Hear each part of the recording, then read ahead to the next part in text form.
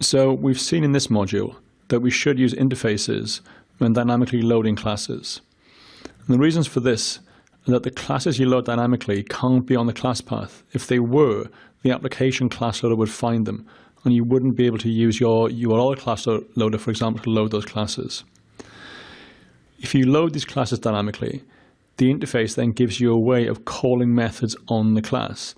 Otherwise, the class loader thinks you just loaded something of type object, and there's no easy way, other than maybe using reflection, to call methods on that dynamically loaded class.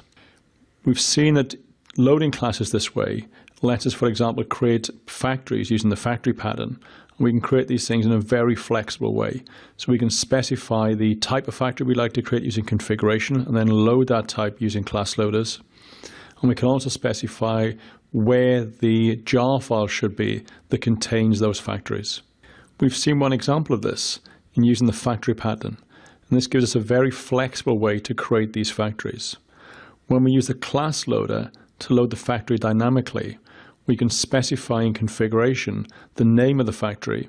And we can also specify in configuration the locations that the class loader should search to load those factories. So we can essentially give an extra class path to the application and allow it to go and search down that class path to find the factories that it needs.